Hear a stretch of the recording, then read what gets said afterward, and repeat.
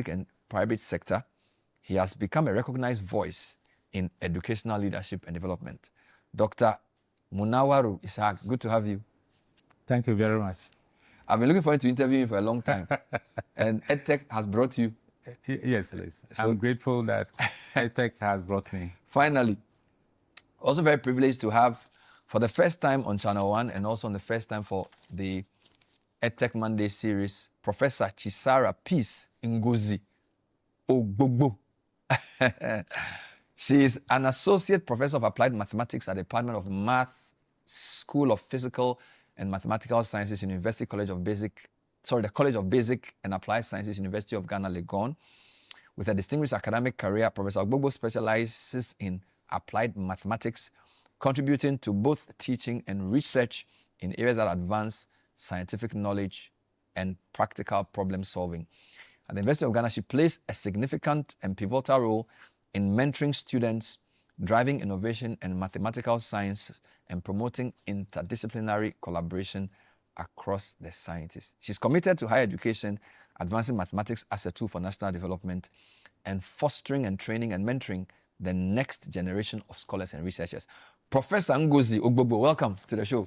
Thank you. Amazing.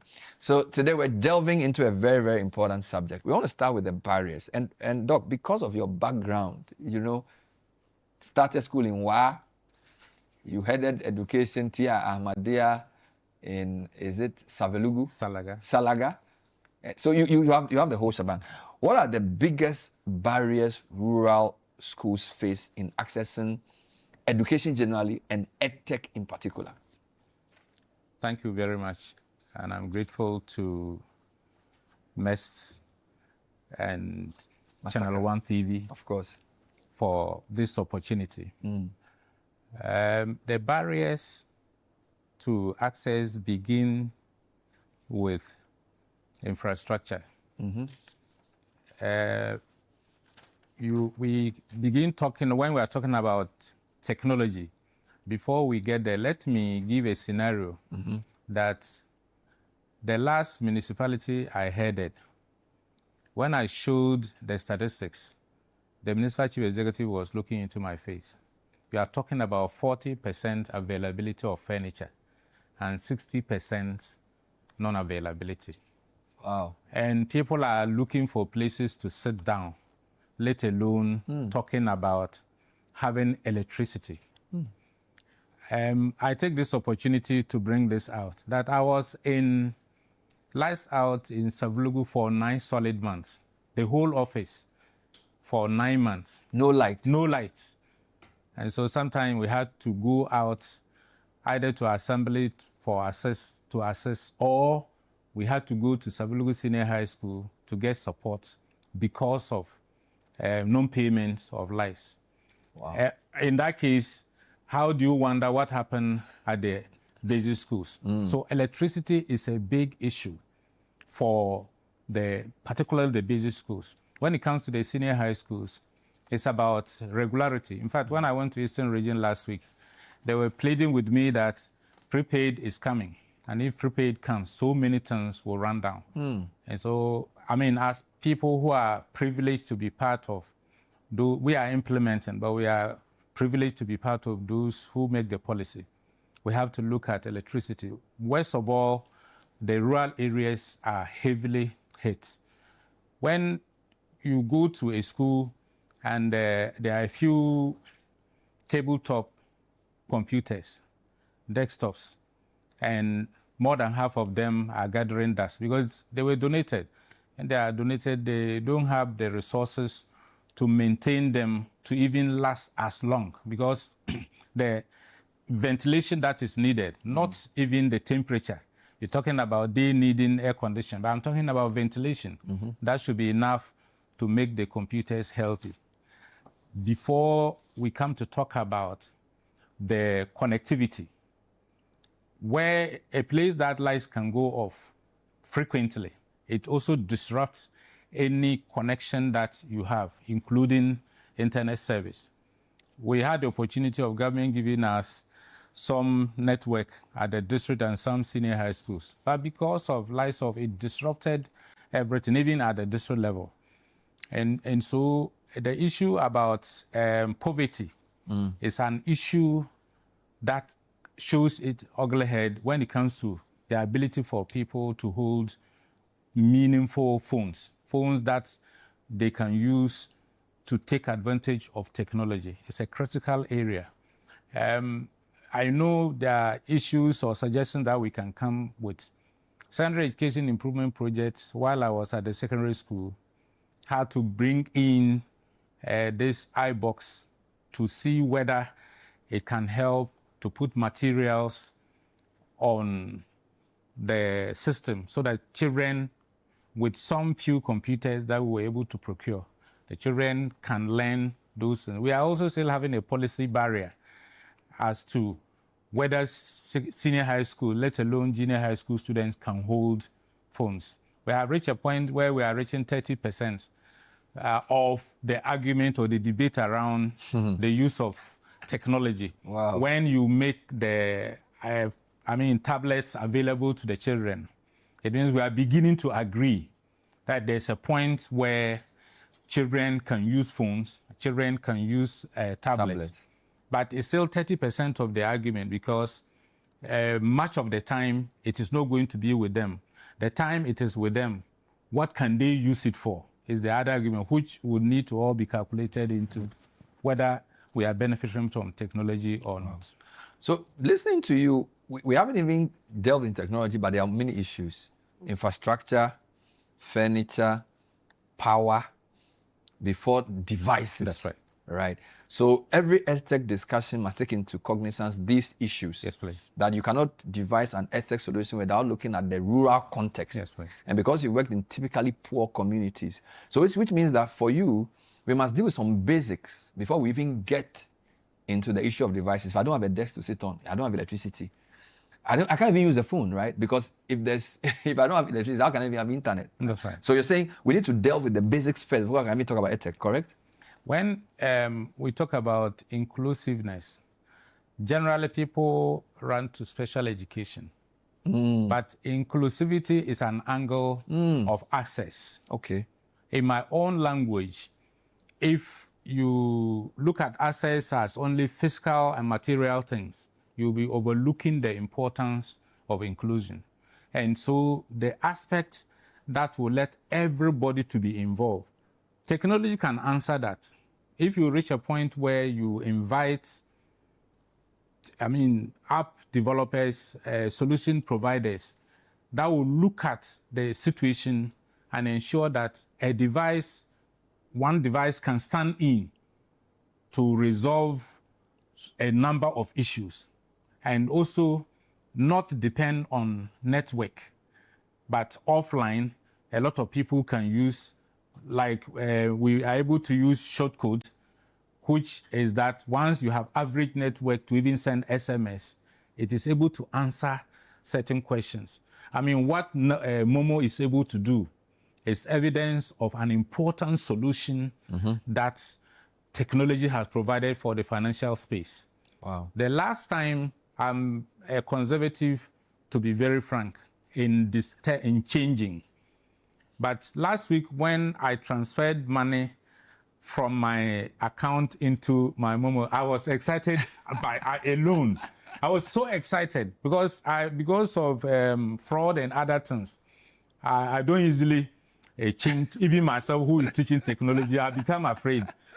But when my banker told me we have done it, I left it there. Then last week, I gathered courage to do some letters. I said, wow. So from your own bank account to your phone, you were able to bank yourself? I was able to bank. And that means I have savings account. So I can do the 3 things depending on my situation.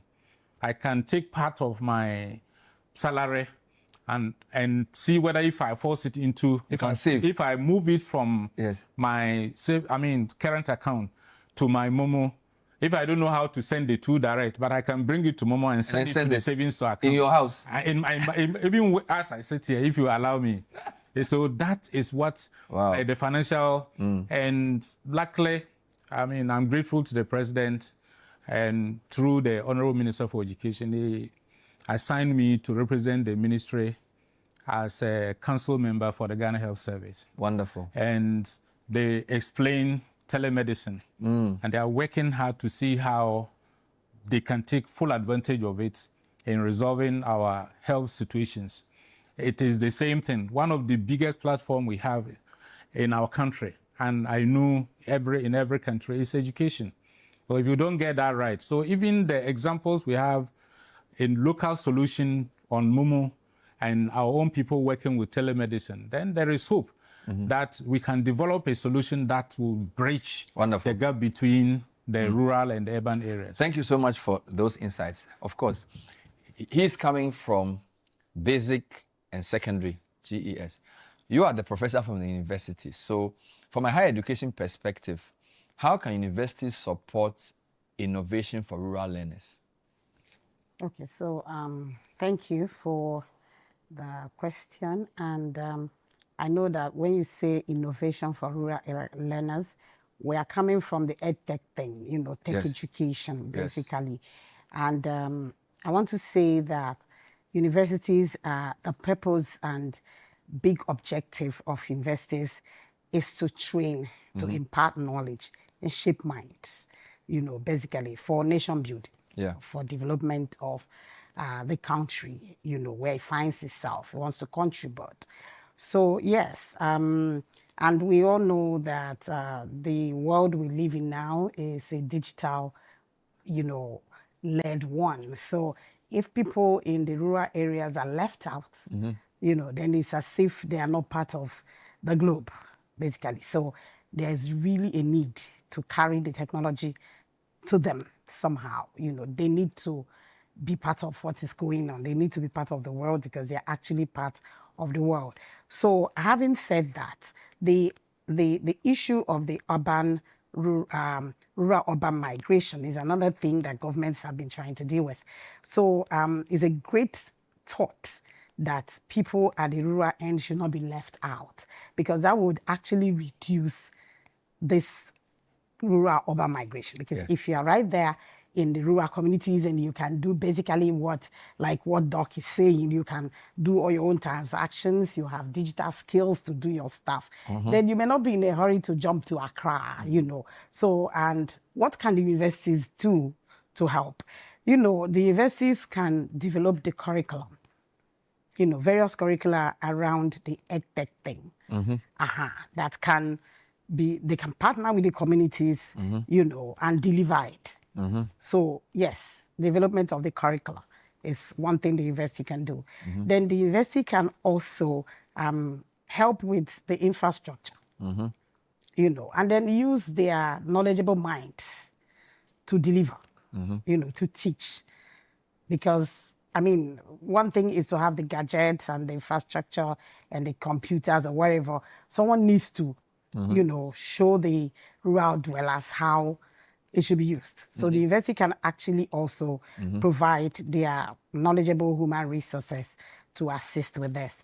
Then talking about grants, sometimes universities have access to grants. So they can also have scholarships and endowments that would be based in some of these rural communities, where some of the rural children who are apt, some children are very curious, they can pick up things, so they could get some of these scholarships, and then they will be trained right from where they are, somehow using the grants that the university can get. There's a whole lot, The university can also partner with non-governmental organizations, big players in the industry, MasterCard, Google, all of those, yes, they can partner with them to do this, because maybe they are already interested in this, and so the university can partner with them to have more robust outcomes from the effort.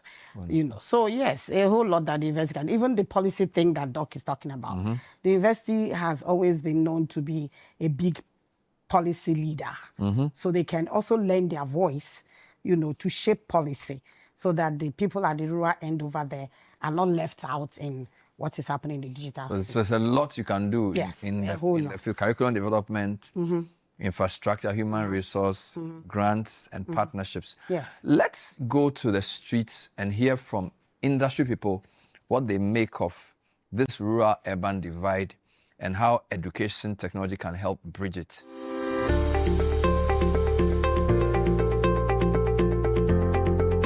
The biggest challenge rural schools face in adapting Edtech, I would say, is the mindset, because most schools administration find it difficult to adapt because they are used to the old ways of doing things, handling administration and in the teaching. So when a new product or a new tech is introduced into the system, they find it difficult to adapt to it and also to avail themselves to learn. Tools and workshops that help bridge the gap between teachers and students, I would go for quality and high training for teachers. So Teachers Association should help teachers in the rural area have continuous training. With that, they are able to integrate the tech and AI into their teaching materials, which makes it much easier. And they're also able to accelerate the tech tools. Most times they are finding it difficult to know how to operate it. So with that, they are not able to know how to go about their things, especially when they have to do assessment or attendance or even their lesson plans. One key step I would suggest Edtech make accessible is partnering with NGOs and private sectors. So with NGOs are able to reach the rural part of Ghana much faster. Partnering with them, we are able to get more information, more data from them, and also build the trust between the schools and we, the Edtech companies, making them very open to give us their data, to work with them hand in hand, and to also give them much training to be able to operate with whatever they are doing. Not everybody is able to access a laptop, but a phone is accessible everywhere. So with Nikasama technology, we have a phone-based system where you can use it wherever you are, anytime and anywhere. I think technology can improve access to education in the rural areas by making resources available for players within the rural space, children, and people in secondary cycle education, and even in tertiary, making resources available digitally. So if you have lectures recorded where students who are unable to travel to the urban areas can access these in the form of teaching and also learning, I think it plays a really good role for them to access educational materials. Another thing that I think technology can do to improve access is also the institution of ICT centers in rural areas where children can go and have the opportunity to use computers, right? In the rural areas, they may not have a laptop or a computer to one person, but if we have ICT centers, students can go there and have these resources, also access the internet for their benefit. So an EdTech product that I think is making an impact in rural education will be Meta School AI. So they record all the lectures within the GES curriculum for primary school and secondary school for students across the country, anywhere in Ghana, to access the learning materials. I think this is very revolutionary because students within rural areas who may not be able to gain access to second cycle institutions can use this to prepare ahead of time and before they access. And for those who access but are also lacking in certain materials like textbooks and all of that, can use this platform to also learn and be abreast with the standards of teaching and what is required for them to access assessments. The biggest barrier to adopting the usage of EdTech in rural areas, I think, is access to electricity and internet. And for some rural areas, they do not have electricity. And so even if there's an opportunity for them to use technology, they cannot charge their devices, right, to be able to access them. Others also do not have access to internet. So if they're supposed to take an assessment online, right, you've done teaching and learning using devices that are available to you, and you're supposed to take an assessment online and there's no internet there, how do you do it? For certain areas, they have solar-powered tablets that are able to watch videos on and learn. But if you're supposed to take an assessment, then you need internet. But if there's no internet in certain rural areas, then that is also a blockade in the roadmap to accessing education for people in the rural areas. My recommendation to policymakers to consider is partnerships that will help champion or help send electricity access and internet access to the rural areas. I know that governments globally are trying the best that they can, but this is a necessary step to be able to send Edtech or make sure that Edtech reaches those populations and make the impact that it's supposed to make. So partnerships to be able to send electricity and internet to the rural areas to take advantage of Edtech. I believe technology can help improve access to education for in rural areas by increasing the body of knowledge for these children, what they're taught in the textbook, but they will get to know more of what is happening out there, and their knowledge will be expanded. The biggest barrier I see is access to power or electricity, because a lot of these children in rural areas, they come from very interior areas. So you find that some of these interior areas are not connected to the national grids of their countries. Therefore, when they don't have power, then they're not able to access EdTech in one way or another. Even if they have gadgets, how are they going to charge those gadgets so that they can access educational materials using their gadgets? So I think access to power is an issue in these rural areas, especially those that are very interior. And if they get access to power, then access to EdTech or technology for educational purposes is made just a bit easier. I don't think current teacher training programs prepare educators adequately, because what I learned, especially this week during this ADEA conference, is that someone mentioned that a lot of teachers use textbooks as a Bible. So the education curriculum in Africa is very textbook based, and the moment you step away from the textbook, then you lose the educators.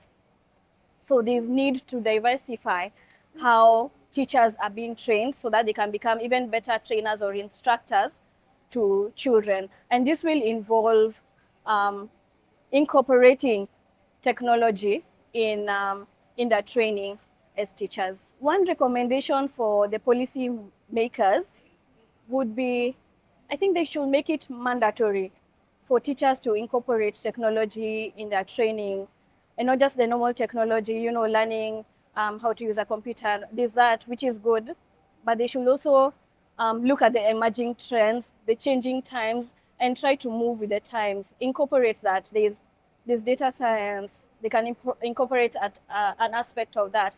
There's AI. They can incorporate an aspect of that, because we are preparing these children for a modern world that will need them to have these skills.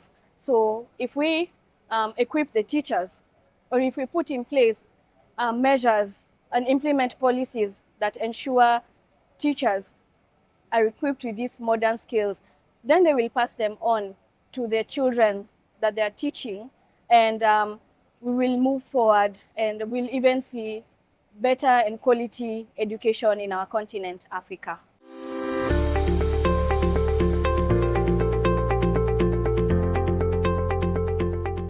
So those were some voices from the EdTech market speaking about bridging the gap using education technology. Don't forget, EdTech Monday is brought to you by the MasterCard Foundation in partnership with MEST Africa. And this is part of MasterCard Foundation's Young Africa Works program.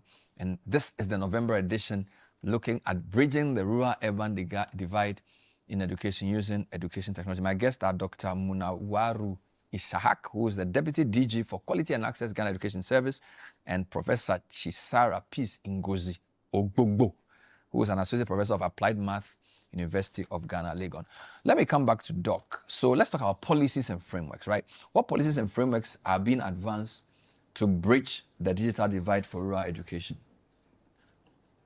Governments, for some time now, have reflected, and based on the international involvement, we also have our own policies. Our education sector strategic plan is for 2018 to 2030 currently is an important area. Government, since 2015, developed an ICT policy, Okay. which looks into and allows various contributors and set up a framework that also allows private participation in the Edtech space. Because whatever that is not allowed by our law, then it means there will be no space for it. And so government has anticipated this, and the law, they are working hard to update it to ensure that it carries all the angles that come with it.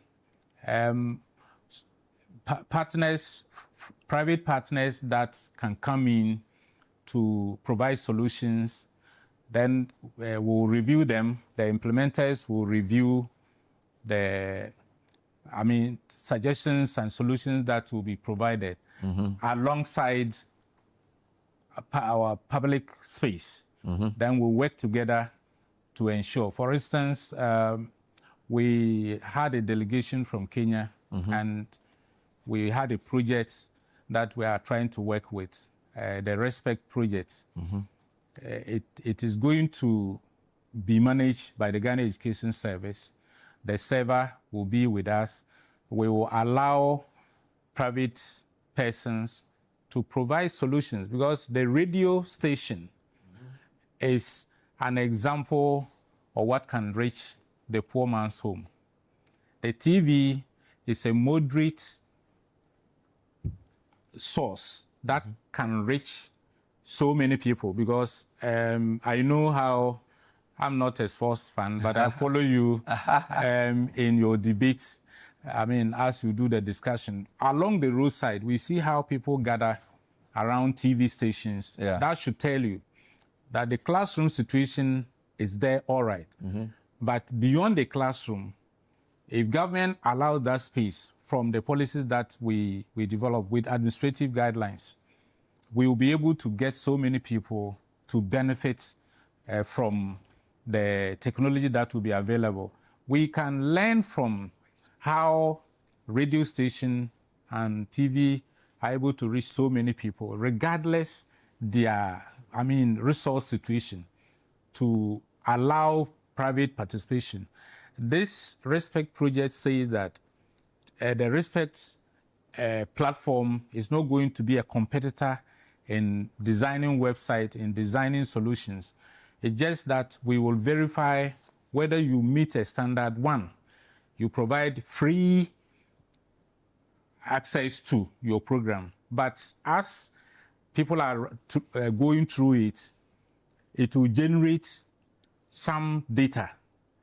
The resource will generate, like those who even do blog. I'm not an expert in it, but the point I'm making is that you do it as if it's free, you throw it out. As people run it, it generates resources. The Respect project will distribute to all those who contribute onto the platform. The policy has also allowed private participation. So what it means is that we are reaching out to the telecos to say that, please cut down on your data, reduce the charges on internet. For us to benefit, I have a professor here who takes economics alongside, which people take serious, but that is an aside for her. The elastic demand that will come, that telecom, whether MTN or Telecel, those who showed up on the program, you reduce your data, you create space for, provide broadband. Because one of the things that creates a barrier between those that have and those that don't have is whether they have broadband that they can use to operate. So we work with them to reduce. As so many people come onto the platform, the little resources that will be, finances that will be generated will be large enough for all participants on that platform.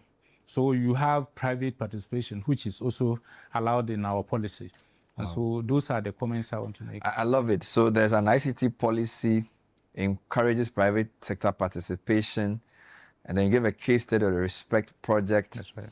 And then you use the media as an example, that because of the reach and the penetration of media, a lot of. The government can use that to bridge the gap. And I think during COVID, the government tried this where some content was put on television, and then also there were offline devices as well as that. Let me come to the mathematician. So what innovative or STEM-focused interventions could empower rural learners? Okay, so thank you for that, because like you had mentioned in my introduction, I'm big on STEM, especially the math component of it. So establishing STEM schools, I think the government should try and be intentional about taking the STEM schools to the rural areas. You know, I think it's easier to establish those kind of things in Accra or, you know, the urban areas. But government should decide that a certain number of the STEM schools would go to the rural areas. And they can start from there. And you find out that the children will also benefit from the STEM schools. And then there'll be a level playing ground for everybody, you know. So that's one. Then projects like the M in the STEM project, which are initiated as head of maths department in the University of Ghana, and I lead that project. Okay. It's for girls. Okay, so it's something that we could do a bit similar to what I'm doing with this project.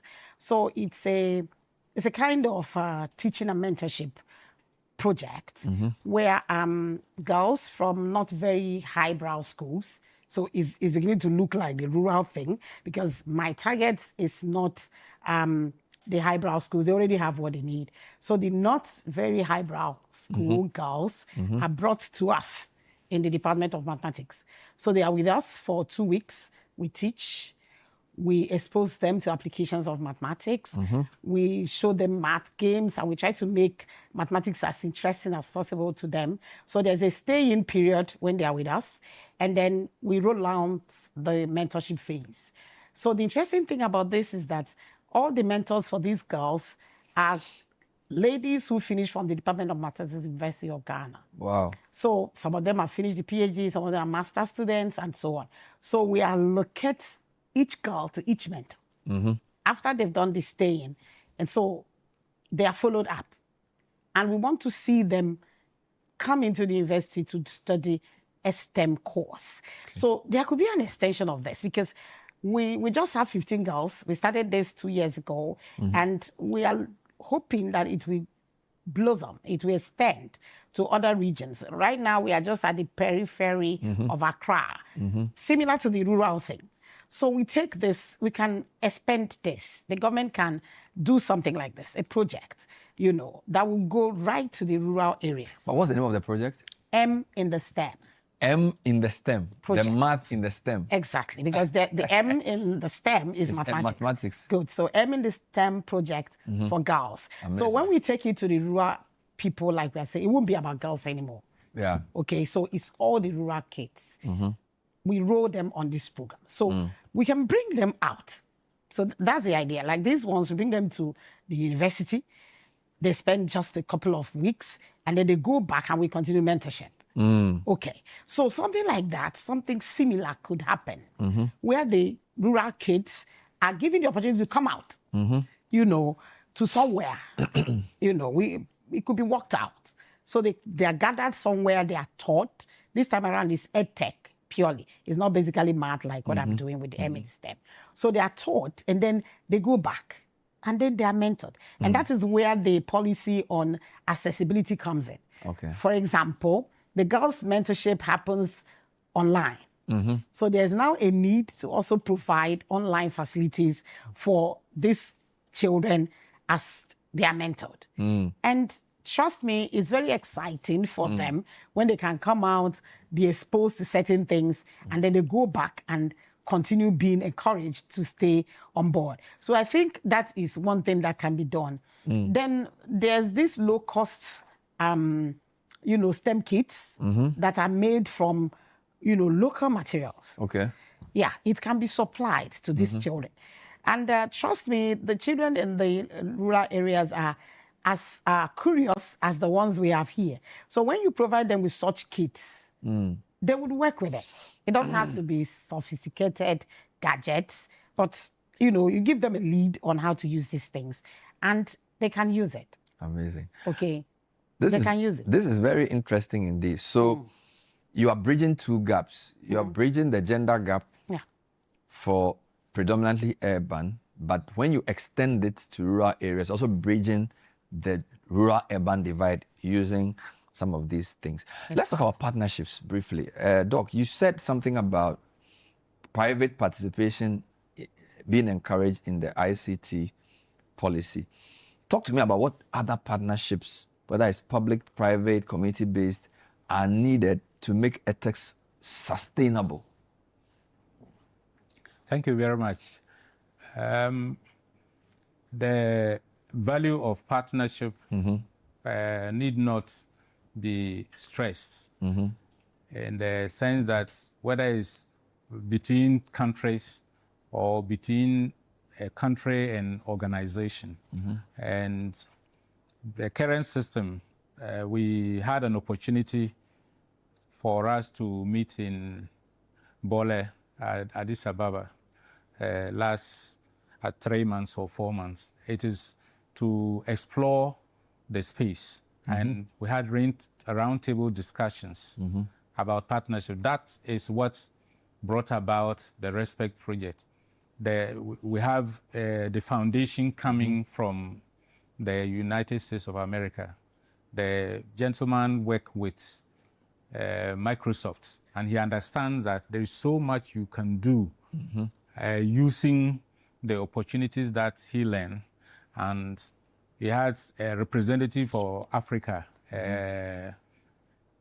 John Kimoto, who actually came around for us to do a discussion as to how the idea of using technology, not reducing learning poverty. How can we answer that question? And so it is to answer the question you have asked today that we need to break the barrier. That is the approach that we all came to. We would having a discussion, in China next week to look at the contribution that China can make. And then some of us will be privileged to be around to see what is it that we can work with those who will listen to us using the UNESCO teacher education platform. And so you have those that are partners and not necessarily NGOs, and those that are NGOs that come in, and then individuals that will come. And then we will see whether if we have the resources that the China government or organization will use to support some of our young people who are coming up. So you are looking at one thing, like using one stone to kill many birds, because the young people who are coming up, they are developing these solutions.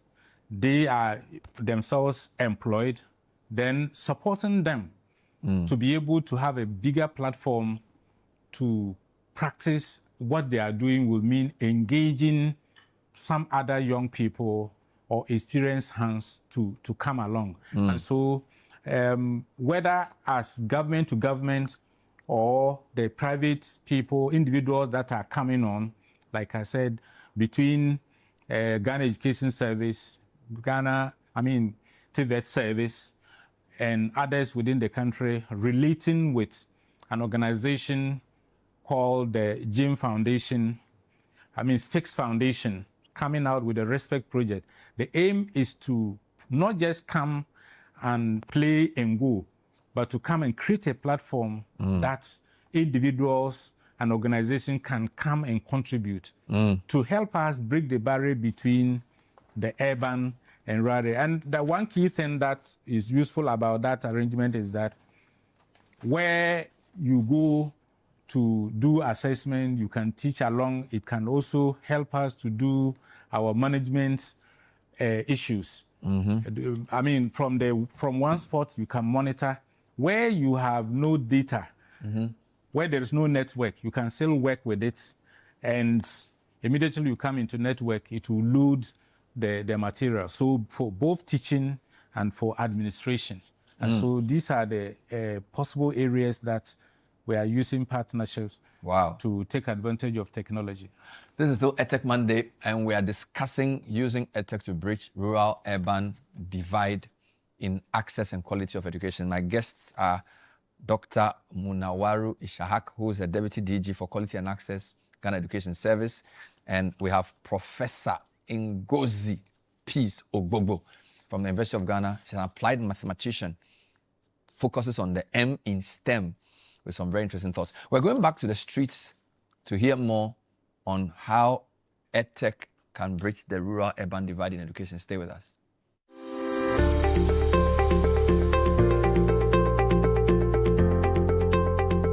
One of the Edtech solutions that I believe can work in rural Ghana is low-cost solar devices that has local languages infused in them that could be used in teaching children in rural Ghana. Technologies can help rural students connect to several international opportunities.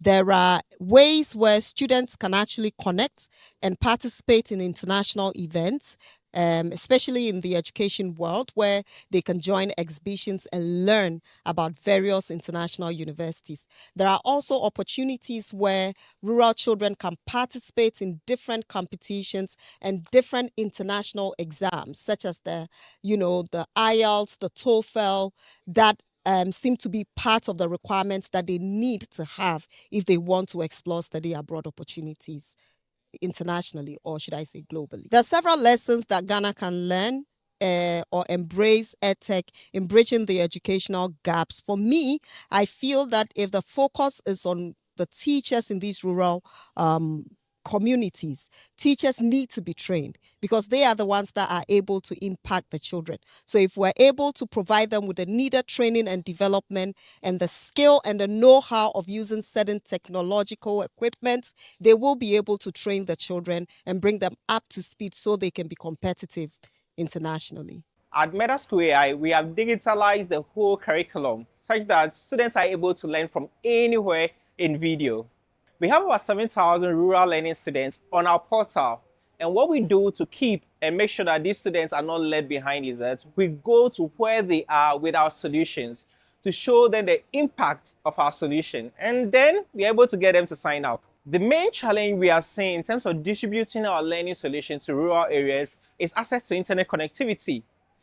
So we have to really innovate around this. And one way we are trying to bridge this gap is that we are making our learning content available even through a phone call. Through a phone call, students can call our AI tutors and just talk to our AI tutors just like they are talking to a real human tutor. And this way, we're able to really bridge that gap. We realized that one of the barriers to the participation of students into these Olympiads is getting access to study materials and resources. So we have our Edtech product called the Gifted Platform. It is a platform where students can go on to connect, to compete, and to learn about Olympiads. So yes, that is what we do. We are providing opportunities for students both in the public and the private schools, in underserved communities and urban communities, to be able to get access to resources, to be well prepared for the Olympiads. The biggest barrier to adopting Edtech in remote areas has to do with the digital infrastructure in our school systems. Most of the schools and public sectors do not have basic computers and internet connectivity to adapt the implementations of these Edtech products. One of the ways that Edtech initiatives can be made available to remote areas or underserved areas is by making these initiatives offline, so that people in the rural areas where internet is a challenge will still have access to these resources that we are bringing on board. So one challenge that remote areas or rural schools have that Edtech can help solve is accessibility to materials that can be learned at their own pace. Students can take ownership of their own learning in and outside the classroom and be equipped enough to compete on a global scale.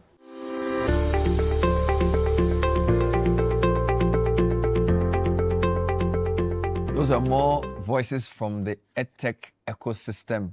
This is Edtech Monday, your November edition with me, Bernard Avle, And today we're thinking through bridging the rural-urban divide using Edtech. My guest, a Deputy Director for Education at GS in charge of quality and access, and a Professor of Applied Mathematics. As we round off, Prof, I'm coming to you. What practical solutions do you think the continent of Africa, because of course rural-urban divide is not just a Ghana problem, right? Give me a practical solution you think the continent must prioritize to ensure that rural children are not left behind in the digital learning revolution that we see across the world. Training of teachers. Teacher training. Very important. Because, in fact, the teachers in the rural areas, because the way it is in, I'm sure, in other countries in Africa, like Ghana, like Nigeria, Kenya, and around, most teachers want to stay in the urban areas. They want to be, you know, when you send a teacher to the rural area, there's all sorts of complaints and all that. So there has to be targeted training, you know, on the pedagogy of this whole tech thing.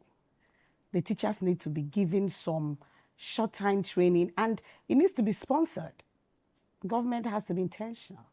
These teachers in the rural areas, we need to teach them also how to handle these things. And trust me, teachers in STEM areas are they could be very innovative.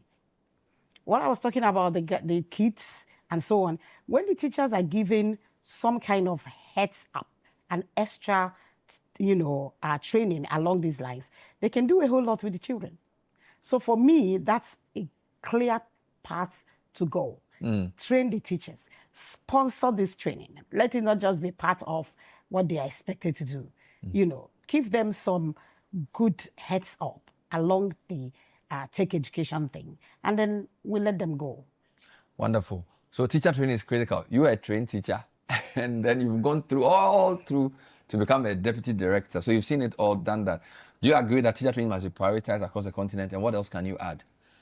To continue from that point, before I add just one little thing, is that teachers must embrace digital tools and inclusive methods.